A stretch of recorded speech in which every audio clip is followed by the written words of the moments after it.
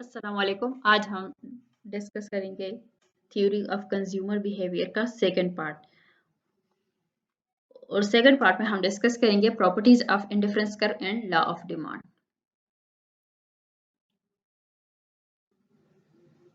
Properties of indifference curve, there are some properties of indifference curve. Number 1, indifference curve slope downwards to right. An indifference curve can neither be horizontal line or nor an upward sloping curve.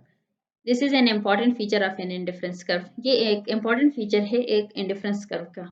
जैसे हम पहले lecture में cover कर चुके थे कि indifference curve जो है वो ये हमारे पास है इंडिफरेंस कर्व। इसको हम फर्स्ट लेक्चर में सेकंड लेक्चर में कवर कर चुके थे। अब यहाँ पर इसकी प्रॉपर्टीज देखें तो यहाँ पर देखें हमारे पास ये इंडिफरेंस कर्व है। इसमें हमारे पास जो सेकंड प्रॉपर्टी है ये देखें, यहाँ पर फर्स्ट प्रॉपर्टी में क्या कहते हैं कि स्लोप जो है स्लोपिंग डाउनवर्ड है। तो यहाँ पर देखें बिल्कुल डाउनवर्ड स्लोप हो रही है। सेकेंड प्रॉपर्टी है indifference curve is convex to the origin. यहाँ पर देखें तो इंडिफरेंस कर्व जो है वो बिल्कुल कन्वेक्स टू द ओरिजिन है। थर्ड प्रॉपर्टी देखें indifference curve it can not intersect each other. There are no other indifference curve which cut the first indifference curve. So indifference curve जो है वो कभी दूसरे इंडिफरेंस कर्व को cut नहीं करता, इंटरसेक्ट नहीं करता। इंडिफरेंस फोर प्रॉपर्टी जो है वो क्या कहता है कि higher indifference curve represent higher level of satisfaction. इसका क्या मतलब हुआ, एक कंज्यूमर है और उसका जो बजट है वो पहले से इंक्रीज हुआ है तो वो उतना ही ज्यादा कंज्यूम करेगा तब ही वो सेटिस्फाई होगा। तो जो इंडिफरेंस कर्व है वो high level of IC means high level of satisfaction को फुलफिल कर देता है। This is the first one. अगर एक कंज्यूमर है और उसका इनकम बढ़ जाता है तो उसका इक्विलिब्रियम कुछ यूं आएगा, यहाँ पर ये एक्स एक्सिस है और ये वाई एक्सिस है। तो यहाँ पर वो क्या क्या कर रहा है, पहले से वो इंक्रीजिंग की तरफ जा रहा है। बट अपनी जो कंजम्पशन है गुड वाई की और गुड एक्स की वो इंक्रीज कर रहा है क्योंकि उसका जो इनकम है वो इंक्रीज हुआ है। इसी तरह अगर हम एक कंज्यूमर है और उसका जो आईसी है या बजट है वो कम हो जाता है तो उसका जो कंजम्पशन कर है वो इंडिफरेंस कर्व जो है वो कहाँ पर चला जाएगा, बिल्कुल उसके नीचे। अब यहाँ पर देखिए, यहाँ पर आईसी जो है वो फर्स्ट आईसी के नीचे आ गया क्योंकि अब कंज्यूमर जो है वो क्या कर रहा है, उसका जो बजट है वो कम है तो वो कम चीज़ों को कंज्यूम करेगा। दैट्स वाई वो लोअर आईसी पर आ गया। यहाँ से अगर मूव करता है अपवर्ड तो इट मीन्स वो ज्यादा कंज्यूम कर रहा है, उसका जो सेटिस्फेक्शन लेवल है वो चेंज हो गया है क्योंकि उसका जो बजट है वो इंक्रीज हुआ है। अगर वो लोअर पर आ रहा है इट मीन्स वो पहले से जो सस्ती चीजें है वो ले रहा है और उसका जो कंजम्पशन है वो कम हो गया है। दैट्स वाई वो लोअर आईसी की तरफ मूव कर रहा है। Law of demand, what is law of demand? The prices of goods and services and their quantity demanded are inversely related when the other factors remain constant. Other factors को अगर constant रखा जाए तो जो prices of goods और services है और उनकी जो क्वांटिटी डिमांडेड है वो इन्वर्सली रिलेट कर रहे हैं। अब अदर फैक्टर्स कौन कौन से हैं? नंबर वन हमारे पास इनकम आ गया। प्राइसेस के अलावा जितने भी फैक्टर्स है वो सारे कांस्टेंट रखे गए हैं। इनकम है, टेस्ट है और प्राइसेस ऑफ अदर गुड्स। अब यहाँ पर कैसे prices of goods and services and their quantity are inversely related, कैसे है वो इनवर्स रिलेटेड कैसे हैं? यहाँ पर ग्राफिकली अगर देखा जाए तो वाई एक्सिस पर हमने क्या लिया है, प्राइसेस को लिया है जो कि P1 और P2 और P3 से हमने डिनोट किया हुआ है और एक्स एक्सिस पे हमने क्वांटिटी डिमांडेड लिया हुआ है। अब यहाँ पर देखें जो कंज्यूमर है वो नॉर्मल जो चीज़ें परचेज कर रहा है वो इक्विलिब्रियम की तरफ जाएगा। जो जो भी प्राइसेस मार्केट में अवेलेबल है गुड्स की वो उसके ऊपर कंज्यूम करेगा, उसको लेगा। लेकिन जैसे ही प्राइसेस जो है वो इंक्रीज कर जाती है, यहाँ से यहाँ पर चली जाती हैं तो वो क्या कर रहा है, यहाँ पर देखिए P1 से P2 की तरफ जा रही है। तो इस टाइम कंज्यूमर जो है वो क्या कर रहा है, प्राइसेस तो इंक्रीज है लेकिन वो कंज्यूम तो कर रहा है ना, चीज़ें ले रहा है। वो उस टाइम क्या करेगा, क्वांटिटी को कम कर देगा, क्योंकि प्राइसेस जो है वो मार्केट में इंक्रीज है। सिमिलरली अगर प्राइसेस जो है वो पहले से कम हो जाए, सस्ती हो जाए चीजें, तो वो क्या करेगा, वो उसकी जो क्वांटिटी है उसको ज्यादा कर देगा, ज्यादा क्वांटिटी लेकर कम प्राइसेस पर वो ज्यादा चीजें ले रहा है। सो ये जो डिमांड कर्व है इसका जो अपवर्ड है वो इट मीन्स अपवर्ड एरो जो है वो क्या शो कर रहा है, कंट्रैक्शन इन डिमांड। डिमांड जो है वो कब कंट्रैक्ट होती है, जब उसका जो प्राइसेस लेवल है वो बढ़ जाए, लेकिन जब प्राइसेस जो है वो डिक्रीज हो जाए, कम हो जाए, तो वो एक्सटेंशन इन डिमांड आ जाता है। डिमांड जो है वो गुड्स की बढ़ जाती है मार्केट में जब प्राइसेस डिक्रीज हो। There are some reasons. अब फॉर स्लोपिंग डिमांड, क्या स्लोपिंग डिमांड के कुछ रीजंस है, कौन कौन से हैं, एक है इनकम इफेक्ट, सेकंड है सब्स्टिट्यूशन इफेक्ट। अब इनकम इफेक्ट क्या है, income effect the change in consumption resulting from change in real income. जैसे कंजम्पशन में चेंज हो जाता है बिकॉज ऑफ रियल इनकम, अगर हमारा रियल इनकम जो है वो इंक्रीज होता है तो हमारी जो कंजम्पशन है वो इंक्रीज हो जाती है। अगर कंजम्पशन जो है वो रियल इनकम डिक्रीज होती है तो कंजम्पशन भी डिक्रीज हो जाती है। So there is positive relationship. The second one is substitution effect. अब सब्सटीट्यूशन इफेक्ट में क्या है, the substitution effect refers to the change in demand for good as a result of a change in relative price of the good compared to that of other substitute goods। एक consumer है तो वो उसका income जो है वो कम हुआ है। लेट्स सपोज हम ले लेते हैं कि कंज्यूमर है और उसका इनकम जो है वो 10 से, एक कंज्यूमर है, दिस इज वन पर्सन, या ए लिख लेते हैं, दिस इज पर्सन ए। अब पर्सन ए का जो इनकम है वो क्या हुआ है, डिक्रीज हुआ है। पहले उसका इनकम था 10, अब 10 से उसका इनकम जो है वो डिक्रीज हुआ है, किस पर चला गया है, वो 5 पर चला गया। अब यहाँ पर 5 पर जैसे कंज्यूमर चला जाता है तो वो क्या करता है, पहले जो गुड्स वो ले रहा था अब उसके वो सब्स्टिट्यूट गुड्स लेकर अपने इनकम में रहते हुए, अपने बजट में रहते हुए वो सब्स्टिट्यूशन गुड्स को ले लेगा। तो उस तरह उसकी जो डिमांड है एक्सपेंसिव गुड्स की वो कम हो जाएगी और जो सब्स्टिट्यूशन इफेक्ट है वो उसको पूरा कर देगा।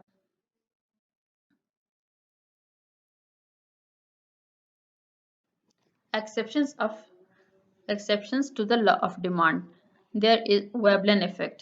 अब Veblen effect क्या है, where the relationship between price and the quantity demanded can be direct। जब price और quantity का relation जो है वो direct हो जाए। The demand curve has a positive और upward slope। तो क्यों upward slope पर एक demand curve क्यों चला जाता है, क्योंकि अब जो relation है prices का और goods का वो positive है। जैसे ही प्राइस इंक्रीज हो जाती है कंज्यूमर जो है वो इंक्रीज कर जाता है अपने क्वांटिटीज को भी। So there is positive relationship between price and quantity. This is the price and this is quantity. सो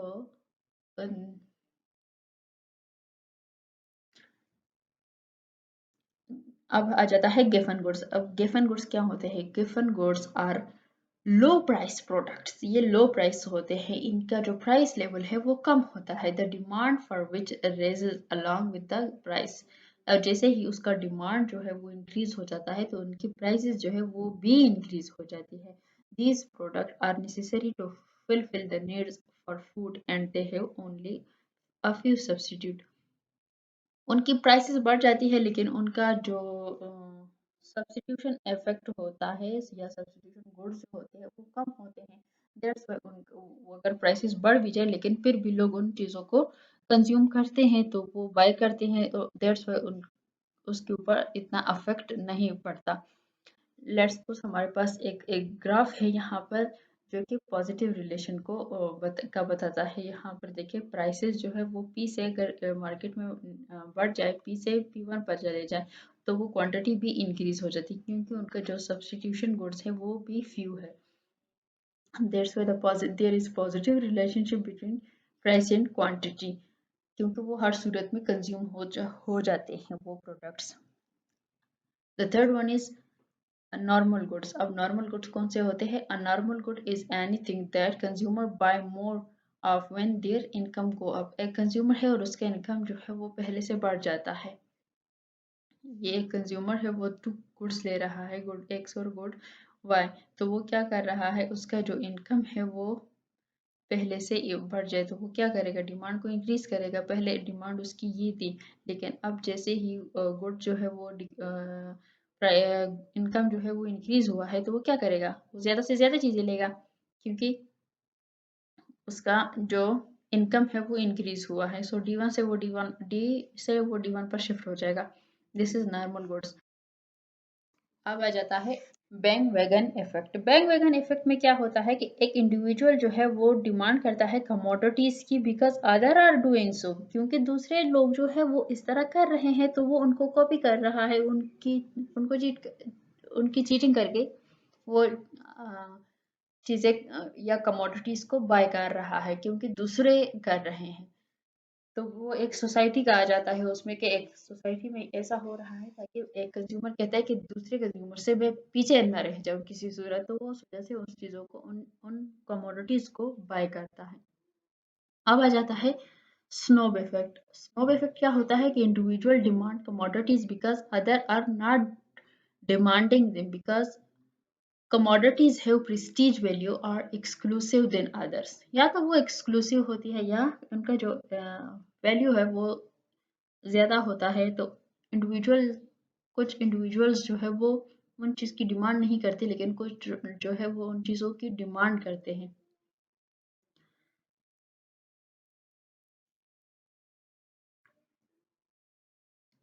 वो डिमांड करना शुरू कर देते हैं। अब आ जाता है हमारे पास इंफीरियर गुड एंड गिवन गुड्स। अब इंफीरियर गुड और गिवन गुड्स कौन से होते हैं? Demand good up with the rise in price. Demand जो है वो इंक्रीज हो जाता है, goes up when the prices are rise. तो कि गिवन गुड्स में है, क्योंकि पॉजिटिव रिलेशन था उनका, जैसे हमने अभी कवर कर लिया कि उसका जो ग्राफ था वो कुछ यूं बन रहा था। उनका पॉजिटिव था क्योंकि उसके फ्यू जो सब्स्टिट्यूट गुड्स थे वो कुछ कम थे, दैट्स वाई वो किसी भी सूरत में कंज्यूम हो रहा था। तो वो हमारे पास आ गया गिवन गुड्स का। Demand curve is positive slope. यहाँ पर ये देखिए, ये डिमांड कर्व है तो ये क्या हो रहा है, पॉजिटिव स्लोप है उसका। प्राइस इफेक्ट इज पॉजिटिव, क्योंकि अगर प्राइस इंक्रीज हो जाती है लेकिन उसकी जो क्वांटिटी है वो भी इंक्रीज हो जाती है, that's why it is positive. यहाँ पर ये प्राइस है। तो और से third one is income effect is negative. क्यों इनकम जो है वो नेगेटिव इफेक्ट उसका क्यों आ रहा है? क्योंकि जैसे इनकम इंक्रीज होती है उनकी कंजम्पशन भी इंक्रीज हो जाती है, तो एक कंज्यूमर जो है वो उतना ज्यादा सेव नहीं कर पाता, that's why income effect is negative, क्योंकि जितना उसका था वो उसी हिसाब से ही खर्च हो रहा है, चाहे चाहे वो कम हो चाहे वो ज्यादा हो। अब आ जाता है इंफीरियर गुड्स। इंफीरियर गुड्स कौन से होते हैं? Demand fall with the rise in price. जैसे ही अब गिवन गुड्स जो है वो क्या हो जाते हैं, वो इंफीरियर गुड्स में आ जाते हैं, लेकिन तमाम इंफीरियर गुड जो है वो गिवन गुड में नहीं आ सकते। अब इंफीरियर गुड जो है उनका जब डिमांड कम हो जाता है तो प्राइसेस जो है वो इंक्रीज कर जाती है। Demand fall with the rise in price, क्योंकि जब प्राइसेस इंक्रीज होती है तो लोग उस चीज को डिमांड कम कर देते हैं और सब्स्टिट्यूट गुड पर चले जाते हैं, दैट्स व्हाई डिमांड का जो है वो नेगेटिव स्लोप है। Negative slope means this one. जैसे ही प्राइस यहाँ से ये प्राइस थी, अगर प्राइस जो है वो इंक्रीज कर जाए या डिक्रीज कर जाए तो कमोडिटीज ज्यादा वो लोग दूसरे गुड्स के लिए लेते हैं, क्योंकि उनको पता है कि अब प्राइसेस उस दूसरे कमोडिटीज की जो है वो कम है, तो हम वो चीज क्यों ना खरीदे। और प्राइस इफेक्ट इज नेगेटिव। क्यों प्राइस इफेक्ट नेगेटिव है? क्योंकि यहाँ पर देखें तो ये पी हमारे पास है, प्राइस को शो कर रहा है यहाँ पर, और ये यहाँ पर हमारे पास क्या क्वांटिटी को शो कर रहा है। तो जैसे ही किसी भी कमोडिटी का जो प्राइस है वो पहले से कम हो जाए तो वो कंज्यूमर क्या करेगा, ज़्यादा कम कंज्यूम करेगा, तो प्राइस इफेक्ट जो है वो नेगेटिव आ रहा है। और इनकम इफेक्ट जो है वो भी नेगेटिव है। क्यों नेगेटिव है? क्योंकि जो इनकम है वो सेव नहीं हो रही है, बल्कि उससे ज़्यादा कमोडिटीज़ जो है वो ले रहे हैं। तो दोनों इंफीरियर में और गिवन गुड दोनों में जो प्राइस इनकम इफेक्ट है वो नेगेटिव है। अब आ जाता है हमारे पास durable goods and perishable goods. अब ड्यूरेबल गुड्स कौन से हैं? They can be store. जो भी ड्यूरेबल गुड्स है वो स्टोर हो सकते हैं। वो उसमें आ जाते हैं हमारे पास कोई भी टेक्नोलॉजी का कोई भी फर्नीचर या कुछ भी ले लें, तो वो जो ड्यूरेबल हो, जो जिसका जो कि स्टोर होने से ख़राब ना हो, कोई भी मशीनरी ले ले तो वो चीज़, वो जैसे फ्रिज हो गया, जैसे फैन हो गया, तो ये चीज़ें जो है ये ड्यूरेबल है, ये स्टोर हो सकती हैं। अब पेरिशेबल गुड्स कौन से होते हैं? They can not be store. इसमें ग्रोसरी आ गई, क्योंकि जो चीज़ें जल्दी ख़राब हो जाती है तो वो पेरिशेबल गुड्स में आ जाती हैं। Prices are not volatile in the durable goods and their prices, जो पेरिशेबल गुड है उनकी प्राइसेस जो है वो वोलेटाइल होती है। All right.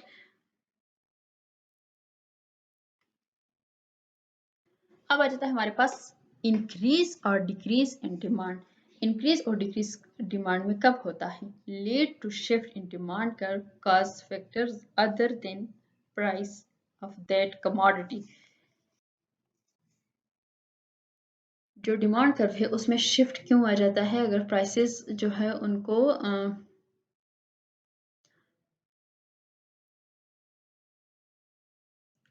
यहाँ पर देखिए ग्राफिकली हम देख लेते हैं इसको। यहाँ पर हमारे पास आ गया एक्स एक्सिस और वाई एक्सिस।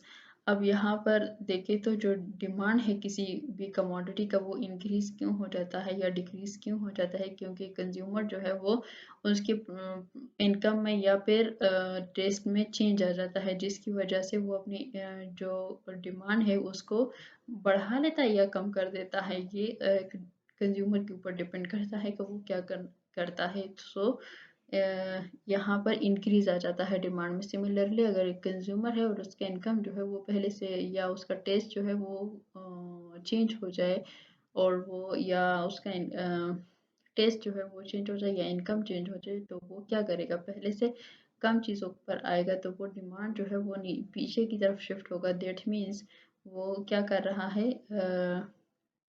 D1 से कहाँ पर आ रहा है? डी पर आ रहा है। वो डिमांड को पहले से कम कर रहा है। द सेकेंड इज एक्सपेंशन और कंट्रैक्शन ऑफ डिमांड। एक्सपेंशन और कंट्रैक्शन कब होती है एक डिमांड कर्व में? यहाँ पर हमारे पास वाई एक्सिस और ये एक्स एक्सिस आ गया। यहाँ पर अगर हम देखें, यहाँ ये आ गया आपके पास वन कमोडिटी, ये सेकेंड कमोडिटी का। अब अगर इन दोनों पॉइंट्स को हम मिला ले तो हमारे पास डिमांड को कुछ यूँ बन जाती है। यहाँ पर देखें ये वाई एक्सिस है और ये एक्स एक्सिस है। अब इन दोनों को देखें तो एक कंज्यूमर जो है वो कंट्रैक्ट कर रहा है या वो एक्सपेंड कर रहा है। अगर कंट्रैक्ट वो करेगा, इट मीन्स वो ऊपर की तरफ जाए, प्राइसेस इंक्रीज हो, इट मीन्स कंट्रैक्ट हो रहा है। लेकिन अगर प्राइसेस डिक्रीज हो रही तो वो एक्सपेंशन की तरफ जा रहा है। वो प्राइसेस को, कमोडिटीज को बढ़ा रहा है। दिस इज क्यों?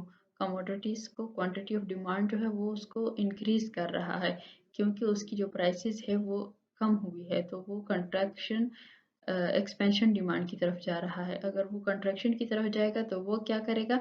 उस डिमांड किसी चीज़ की प्राइसेस जो है वो इंक्रीज हुई है तो वो क्या करेगा? कम चीज़ों, क्यों से क्यों वन पर आएगा। क्यों? क्योंकि उस चीज़ की जो प्राइसेस है वो हो जाती है इंक्रीज, तो वो अपनी क्वांटिटी को कम कर देगा। ये था एक्सपेंशन और कंट्रैक्शन डिमांड कर्व। अब आ जाते हैं हमारे पास सब्सटीट्यूशन गुड्स और कम्प्लीमेंट्री गुड्स। ये दोनों होते क्या हैं? Substitution goods are independent to each other. क्यों? कि उनका जो, अगर एक यहाँ पर एग्जांपल टी और कॉफ़ी की है, अगर टी की प्राइसेस जो है वो इंक्रीज कर जाए तो वो जो कंज्यूमर है वो क्या करेगा? कॉफ़ी की तरफ जाएगा, क्योंकि कॉफ़ी की जो प्राइसेस है वो मार्केट में कम है, तो वो उन चीज़ों को सब्सटीट्यूट कर देगा। If the price of one increases, the demand of the substitute increases। क्योंकि एक की प्राइस इंक्रीज होने से दूसरे की डिमांड जो है वो इंक्रीज हो जाती है, तो एक कंज्यूमर जो है वो सब्सटीट्यूट कर लेता है गुड्स को। Cross elasticity of substitute goods will be positive. जो क्रॉस इलास्टिसिटी है सब्सटीट्यूट गुड्स की वो पॉजिटिव रहेगी, क्योंकि वो इजीली वन से सेकंड कमोडिटी पर शिफ्ट हो जाता है। अब हमारे पास है the second table is complementary goods. Complementary goods कौन से होते हैं? कम्प्लीमेंट्री गुड्स जो है वो इंटरडिपेंडेंट होते हैं, लाइक कार और पेट्रोलियम। कार के बिना पेट्रोल कुछ नहीं, पेट्रोल के बिना कार कुछ नहीं। If the price of good increases of the demand of its complementary good, अगर प्राइस जो है वो इंक्रीज कर जाए किसी भी गुड की, तो डिमांड जो से कम्प्लीमेंट्री गुड्स की है वो डिक्रीज हो जाती है, क्योंकि दोनों मैच नहीं कर रहे हैं। अगर एक को ले रहे हैं तो दूसरा नहीं ले पाते, क्योंकि उसकी जो प्राइस है वो इंक्रीज हुई है। दैट्स वाई लाइक हमारे पास एग्जांपल आ गया है इंक और पेन का। अगर पेन जो है वो हम ले लेते हैं, लेकिन इंक जो है वो एक्सपेंसिव है, तो इंक के लिए हम पेन को नहीं लेंगे, क्योंकि पेन के बिना इंक कुछ नहीं है, इंक के बिना पेन कुछ नहीं है, क्योंकि इंक पेन को हम यूज नहीं कर सकते अगर हमारे पास इंक नहीं है तो। So the cross elasticity of complementary good is negative. क्यों नेगेटिव है? क्योंकि दो गुड्स जो है उनको वो एक साथ यूज हो सकते हैं, एक दफे दो चीजों को मिलाकर एक काम हम कर सकते हैं। दैट्स व्हाई उनका अगर एक चीज़ में इंक्रीज आ जाता है प्राइसेस में, तो दूसरे के डिमांड में डिक्रीज आ जाता है। That's why the cross elasticity of complementary good is negative.